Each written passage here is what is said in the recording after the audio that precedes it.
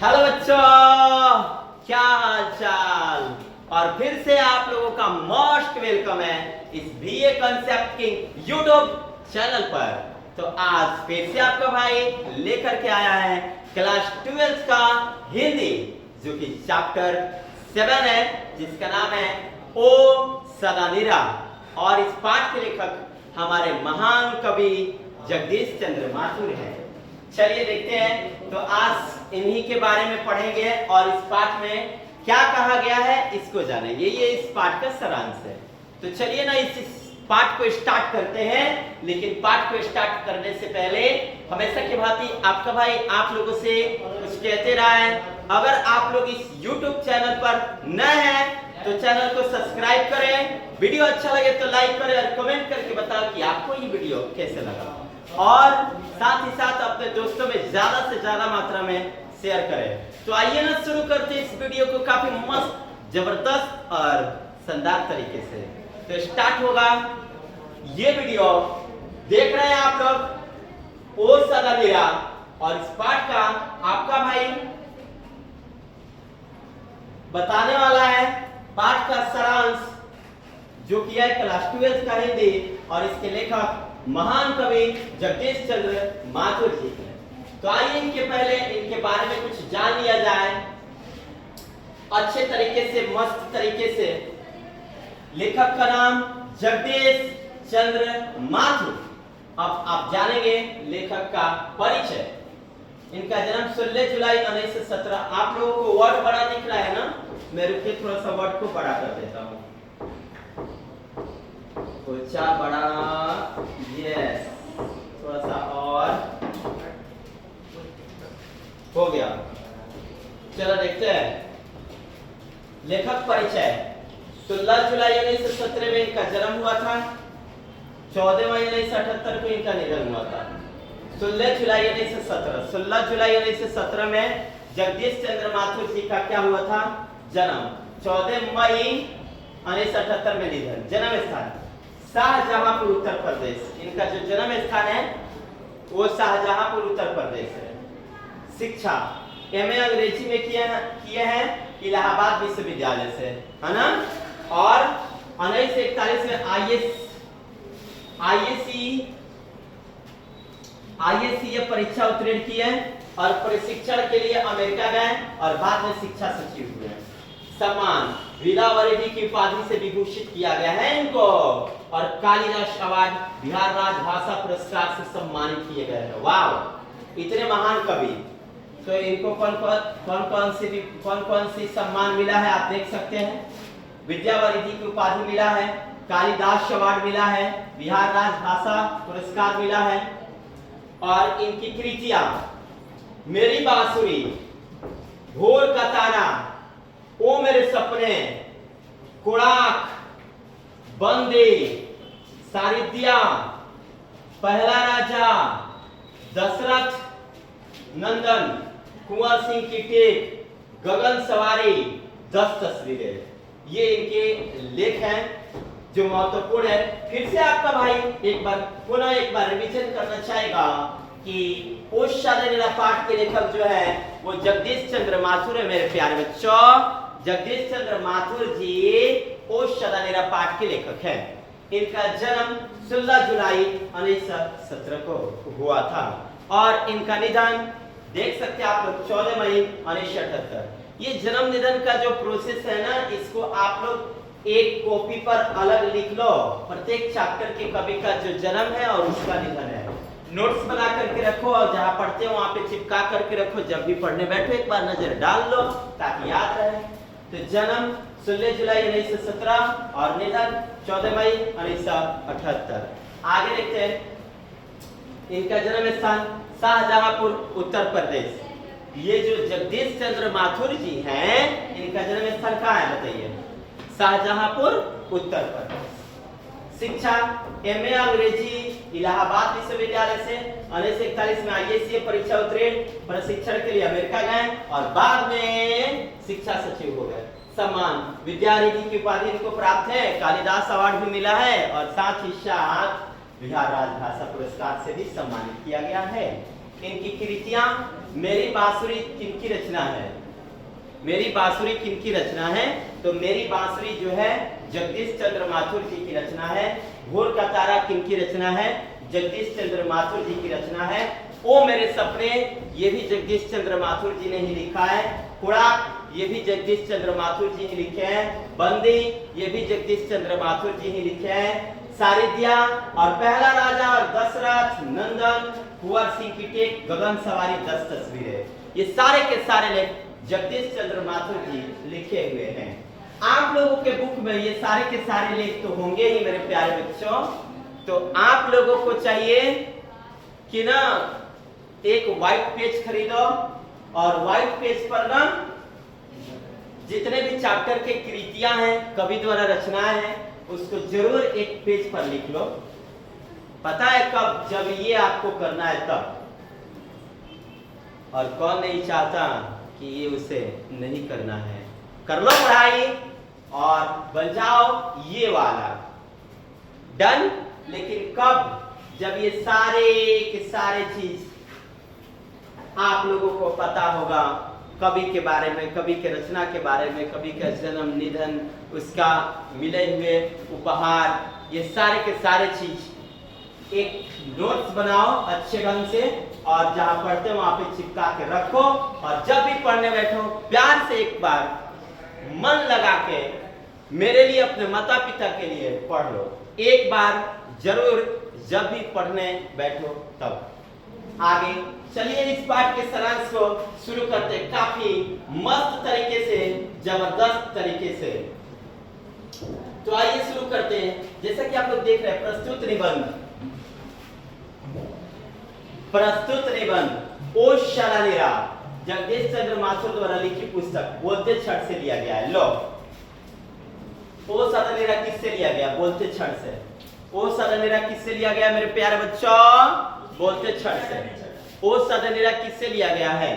तो ओ शलानिरा बोलते छठ से लिया गया है। इसमें गंडक नदी और उसके किनारे संस्कृति और जीवन प्रवाह को दिखाया गया है। इस चैप्टर में किस नदी का वर्णन किया गया है? ओ शलानिरा पाठ में किस नदी का वर्णन किया गया है? ओ शलानिरा पाठ में गंडक नदी का वर्णन किया गया है। ओ शलानिरा जो पाठ है, गंडक नदी को सीमित बना करके इस पाठ की रचना जगदीश चंद्र माथुर जी ने किया है। आगे, गंडक चंपारण में बहने वाली नदी है। जो गंडक नदी है वो कहाँ बहती है? चंपारण में। अपना बहाव क्षेत्र और रास्ता बदल दिया करती है क्योंकि वर्षा के कारण पानी की जो मात्रा होती है उस नदी में काफी अधिकाधिक हो जाती है। भगवान बुद्ध के समय में इस क्षेत्र में घना जंगल था जिससे पानी वृक्ष के जड़ों में रुका रहता था। बात सही है, जिस क्षेत्र में ज्यादा वृक्ष हो ना उस क्षेत्र में बाढ़ कम आया करती है। कारण क्या है कि जो वृक्ष के जड़ें होती हैं वे जड़ें काफी दूर तक फैल करके पानी को अपने अंदर शोषित करती है ना, जकड़ करके रखती है। अब एक पेड़ नहीं, एक से अधिक पेड़, है ना। तो घने जंगल के कारण वो सब के सब बाढ़, जिस क्षेत्र में मतलब ज्यादा जंगल हो उस क्षेत्र में बाढ़ आने की संभावना ना के बराबर होती है। अब देखो ना यहाँ पे ये जो गंडक नदी है जो चंपारण में बहती है, तो बोल रहे हैं जगदीश चंद्र माथुर जी कि भगवान बुद्ध जी थे ना, उनके समय में, भैया जी भगवान बुद्ध के समय में ना गंडक जो नदी था वहां पे काफी अधिक क्या थे? जंगल थे। बाढ़ आती थी लेकिन इतना प्रचंड नहीं मचाती थी।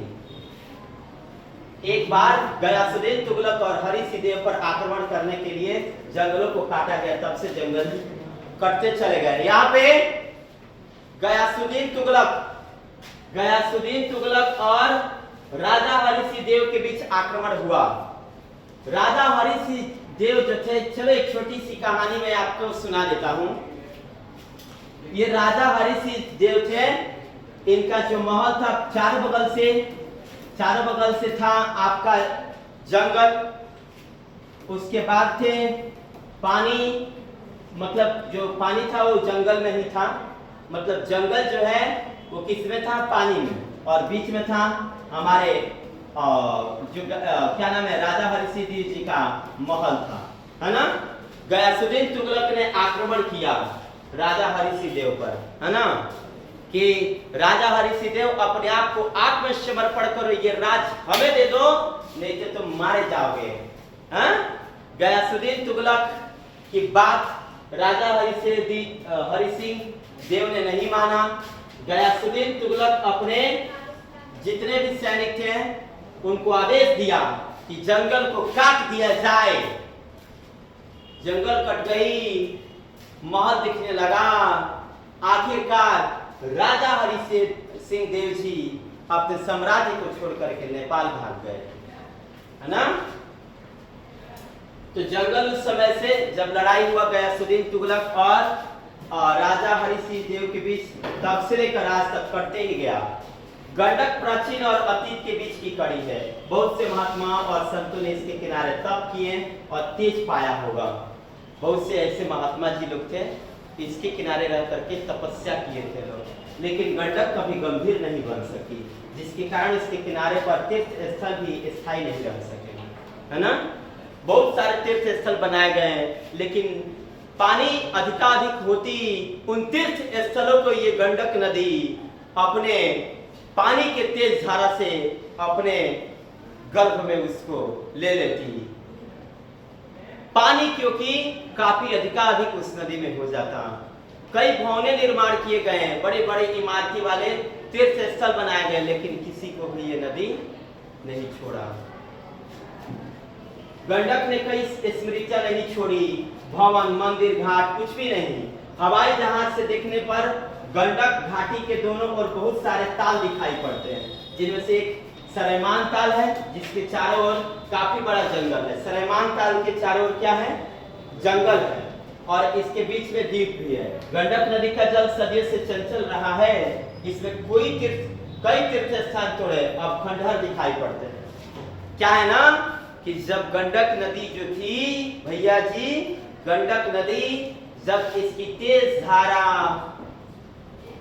चलती थी तो उतने बड़े बड़े जो महल थे या फिर तीर्थ स्थल थे, वो अपने तेज धारा के कारण किसी को भी नहीं छोड़ा, सबको विध्वंस कर डाला।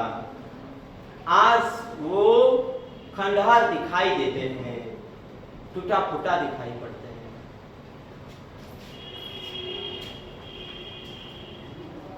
आगे है, ध्यान देना बच्चों। भैंसालोटन में भारतीय इंजीनियर जंगल के बीच निर्माण कार्य कर रहे हैं, है ना। भैंसालोटन चंपारण में है, वहां पे ना इंजीनियर लोग हैं जो कुछ निर्माण कार्य कर रहे हैं। ये नहरे लेखक का नारायण की भुजा प्रतीत होती है। जो हमारे जगदीश चंद्र माथुर जी हैं, उनको ना ये जो नहर है उनको कैसा प्रतीत होता है? नारायण की भुजा। बिजली के तारों की जाल उनकी चक्र प्रतीत हो रहा है। लेखक मन ही मन इंजीनियरों को, मजदूरों को नमस्कार करता है। पता है क्यों? इसलिए नमस्कार करता है कि हे गंडक, तूने तो उन तीर्थ स्थलों को नहीं छोड़ा, उन भवनों को नहीं छोड़ा, लेकिन अब की बार जो बन रहा है, तू इन इंजीनियरों के सपनों को तू तोड़ नहीं सकेगी। इन मजदूरों के जो कार्य होंगे उनको तुम तोड़ नहीं सकोगी। तोड़ो तो मैं जानू, तू तोड़ो तो मैं जानू। यहाँ पे लेखक कहते हैं, ओ सगलिरा, ओ चक्रा, ओ नारायणी, ओ महागंडक, युगों से दिन ही जनता तुम्हें इन नामों से संबोधित करती रही है। गंडक नदी को कौन कौन से नाम से जाना जाता है? ओ सगलिरा, ओ चक्रा, ओ नारायणी, ओ महागंडक। युगों युगों से दिनहीन लोग, गरीब लोग, दुखिए लोग तुमको इन नामों से जानते हैं, लेकिन तेरी चंचल धारा ने आराधना के कसमों को ठुकरा दिया है। लेकिन अब जिस मंदिर का निर्माण हो रहा है ना, तो उसको उखाड़ न सकेगी, तो ठुकरा न सकेगी। इतना हम लोग के इंजीनियरों ने इतने तकरीब से, इतने दिमाग से हम लोग के मजदूरों ने कार्य कर रहे हैं लोग, कि अब तो उसको तोड़ नहीं सकेगी, ठुकरा नहीं सकेगी, उसका विध्वंस भी नहीं कर सकेगी। तो इस तरह से इस पाठ की समरी संपन्न हुई। अगर इस पाठ का समरी आपको चाहिए तो हमारे व्हाट्सएप नंबर से आप लोग जुड़ सकते हैं और इस पाठ का समरी आप लोग ले सकते हैं। ये हमारा व्हाट्सएप नंबर है। इस पाठ का समरी जरूर में, ताकि आप लोगों को फायदा हो। तो चलिए एक सुंदर सा लफ्ज है अच्छा वाला, कहना क्या है ध्यान से सुनना है, मस्त है।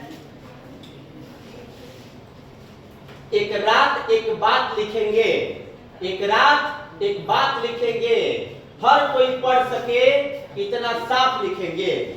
एक रात एक बात लिखेंगे, हर कोई पढ़ सके इतना साफ लिखेंगे। कोई ऐसी बात नहीं अपने अरमान लिखेंगे, कोई ऐसी बात नहीं अपने अरमान लिखेंगे। हसीन आलम नहीं अपने हालात लिखेंगे, हसीन आलम नहीं अपने हालात लिखेंगे। बहुत शिकायत है हमें तुमसे ए जिंदगी, बहुत शिकायत है हमें तुमसे ए जिंदगी। अब तेरे बारे में एक किताब लिखेंगे, अब तेरे बारे में एक किताब लिखेंगे।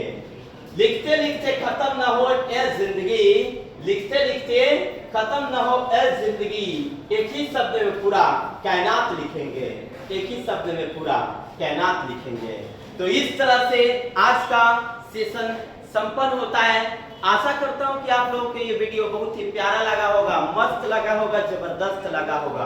आपको भाई आपसे रिक्वेस्ट करता है, तो 1 2 3 4 5 6 7 लेसन तक समरी हो गया। मेरे प्यारे भाई लोग, मेरे प्यारे बहन लोग, आप लोग ना इस 7 लेसन का समरी जरूर देखना लो, अच्छा से समझना लो, है ना। और चैनल पर नए हो अगर आप लोग हैं तो सब्सक्राइब करें, ज्यादा से ज्यादा मात्रा में शेयर करें और कमेंट करके बताएं कि आप लोगों को ये वीडियो कैसा लगा। तो चलते आज के लिए इतना ही काफी, मिलेंगे फिर से अगले वीडियो में। जय हिंद, जय भारत।